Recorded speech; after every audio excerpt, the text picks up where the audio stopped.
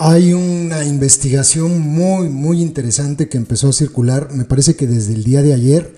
Participan pues un montón de periodistas. Aquí están París Martínez, Marlene Castro, Beatriz García, Margena de la O, Jesús Guerrero, Oscar Guerrero, Frangeli García, Mayela Sánchez, Rey Jauregui, Miguel Ángel León Carmona, Rocío Gallegos, Blanca Carmona, Gabriela Minjares, Carlos Arrieta, Charbel Lucío, Carlos López, José Abraham Sanz, y luego pues muchos medios: Animal Político, Amapola, Así Como Suena, Data Cívica, Lado B, La Verdad, Elefante Blanco, Noroeste.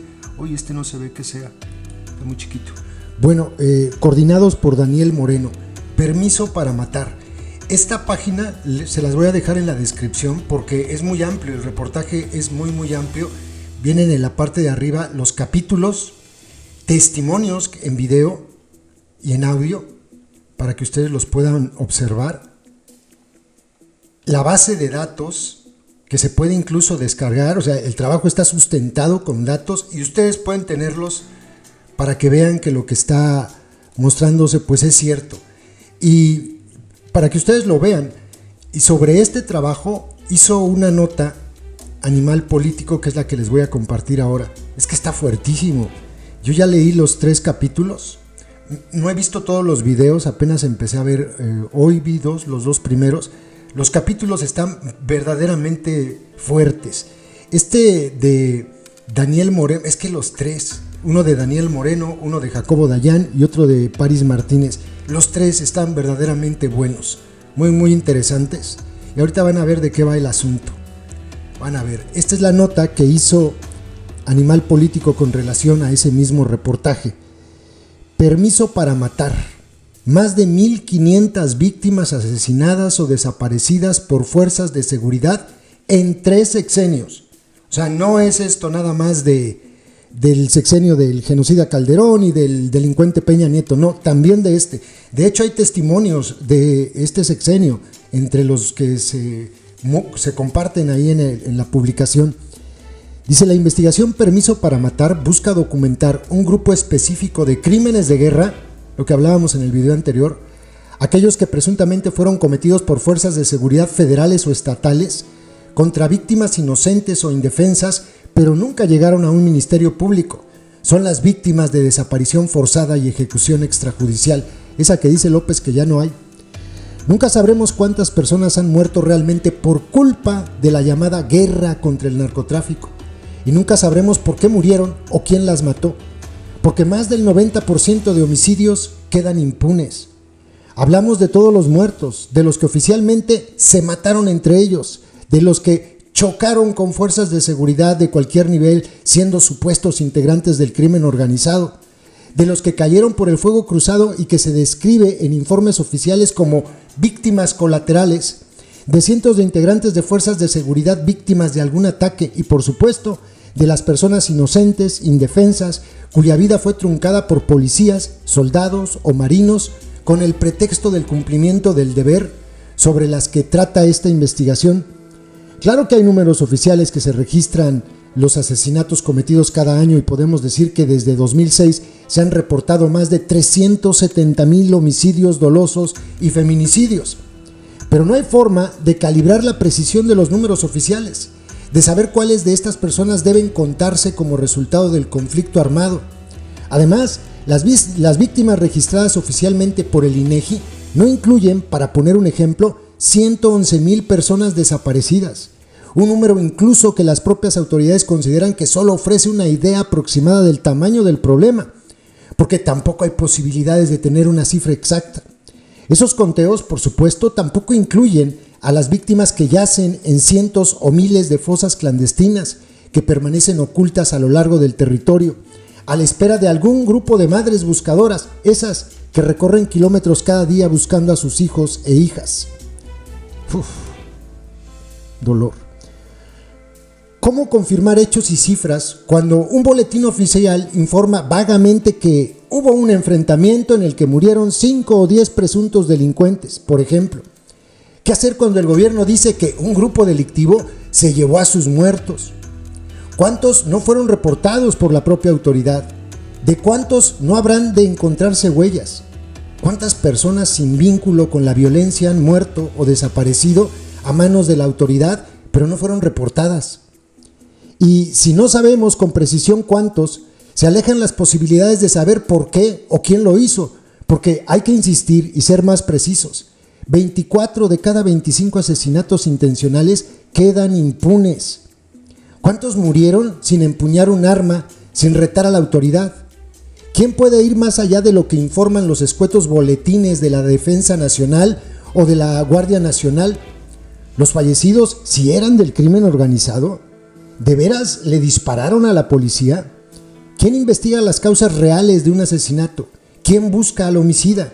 ¿Quién certifica que sí encontraron el cuerpo en un terreno o verifica que efectivamente las autoridades solo repelieron una agresión, como suelen decir siempre?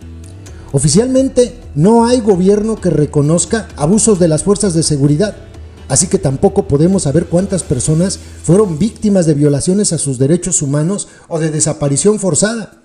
Y cuando por una u otra razón quedan en evidencia los abusos, las autoridades solo los atribuyen a manzanas podridas, que excepcionalmente se filtran en sus filas, pero nunca se reconoce la existencia de un sistema pensado para permitir la impunidad de estas fuerzas, de sus mandos y de quienes diseñan las estrategias y marcan el rumbo de la guerra. Hay datos para demostrar que todas estas preguntas son válidas, que se debe dudar de las cifras oficiales y sobre todo de una narrativa ofrecida por la autoridad que principalmente permite su actuar en impunidad. Otro ejemplo. Los últimos 3 gobiernos que han estado encabezados por cada uno de los 3 principales partidos de México, tiene casos en los que se documentó que primero fue reportado un enfrentamiento entre delincuentes y autoridades, pero investigaciones periodísticas de organizaciones de la sociedad civil o denuncias de familiares dejaron al descubierto que los hechos no habían ocurrido como se reportaron, que ni siquiera los números de víctimas cuadran o descubierto que en realidad se trató de crímenes cometidos por las fuerzas públicas. Ahí están Monterrey, Tanuato, Tlatlaya, Nuevo Laredo. Permiso para matar, una investigación de los crímenes de fuerzas de seguridad. La investigación que presentamos busca documentar un grupo específico de crímenes de guerra, aquellos que presuntamente fueron cometidos por fuerzas de seguridad federales o estatales, contra víctimas inocentes o indefensas, o que fueron detenidos por estas mismas fuerzas, pero nunca llegaron a un ministerio público. Son las víctimas de desaparición forzada y ejecución extrajudicial. Más específico, hombres y mujeres sin vínculos con el crimen organizado, sobre los que no pesaba ninguna sospecha y que no eran parte de ninguna investigación. Este trabajo prueba que cualquier persona en México puede ser víctima del abuso de poder y las violaciones de derechos humanos que sostiene la política de seguridad del Estado. Aquí hay más de 1,500 víctimas con nombre y apellido, víctimas de autoridades, de policías, soldados, guardias nacionales o marinos, no de la guerra contra el crimen. Aunque hablemos de un universo de 371,000 asesinatos en 3 sexenios, 1,500 no son pocas, porque en realidad son solo una muestra en la que se puede presumir que murieron o desaparecieron impunemente a manos de entidades gubernamentales, triplemente grave.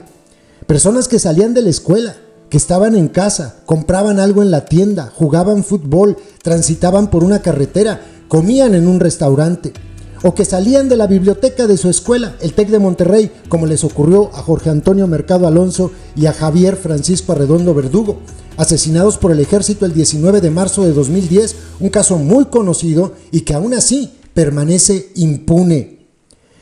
Las fuerzas de seguridad, en estos mismos casos y según la versión oficial, simplemente se equivocaron, o lo que hicieron solo fue un acto de indisciplina, o los culpan pero seguro son inocentes, o cualquier otra.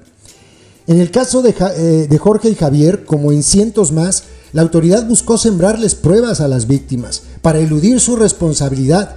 Y si fueron descubiertos, se debe únicamente a la insistencia de una familia o la investigación de periodistas o al trabajo de organizaciones de la sociedad civil, nunca a gobierno alguno. La suma de casos, las coincidencias en el modus operandi y la impunidad dejan en claro que no solo son un número inaceptable, también que son algo más que errores o casos aislados.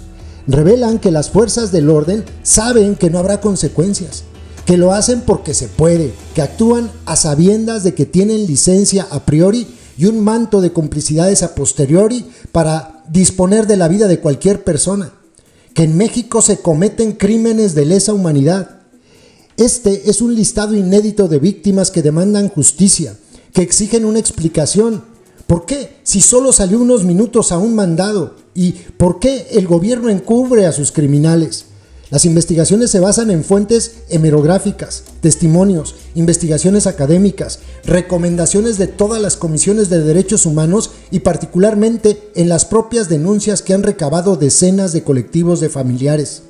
La metodología para esta búsqueda inicia con el universo digital de Google y un buscador diseñado por Oscar Elton y Mónica Meltis de Data Cívica que permitió seleccionar decenas de miles de notas periodísticas o boletines que incluían información sobre asesinatos y detenciones en los que presuntamente había policías estatales o federales, militares en activo, marinos destacamentados en unidades dedicadas a la seguridad o elementos de la Guardia Nacional. Utilizando palabras clave, se generó un primer listado con más de 60,000 coincidencias.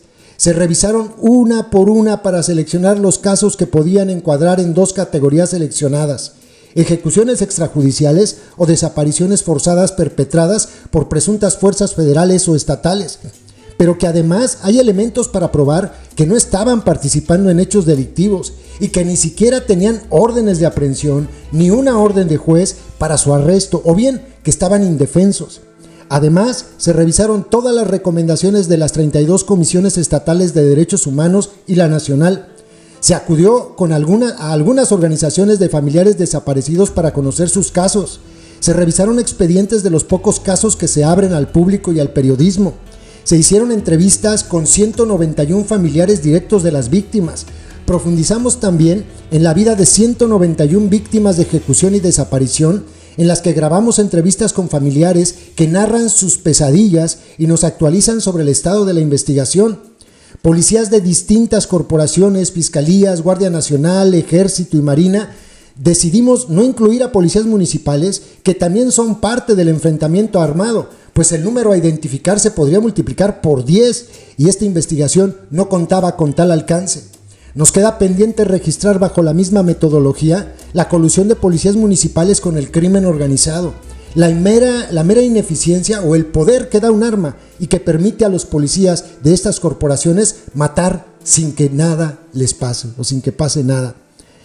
La investigación a profundidad de estos 135 casos fue posible por el trabajo que hicieron periodistas de todo el país que participaron por meses en esta investigación.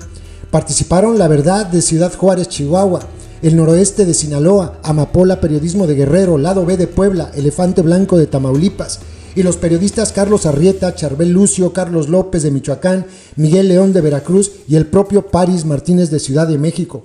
Todos y todas coautores de este trabajo que se nutre sobre todo de las propias indagatorias que hacen los familiares de las víctimas. Sin ellas ni siquiera podríamos saber lo poco que sabemos sobre la impunidad oficial cuando en México las autoridades matan personas inocentes, las ejecutan y las desaparecen. No tengo absolutamente nada más que decir. Da hasta asco leer este tipo de cosas. Es asqueroso lo que pasa en México. Y es más asqueroso que haya gente que todavía aplauda esta barbarie del gobierno en turno, del que sea, incluido que quede claro, incluido este. Saludos, compas. YouTube nos hace clasificar los videos que subimos para que puedan ser publicados. En esa clasificación nos indica que los videos relacionados con el crimen organizado no se van a mostrar en sugeridos y no enviará notificaciones cuando sean publicados. Por eso, para poder verlos tienes que ingresar al canal y buscarlos. Todos los días subimos videos con esos contenidos. No olvides que ya abrimos un nuevo canal, Personajes México 2, ve a él dando clic en la pantalla final de este video donde dice, mensaje importante, y suscríbete.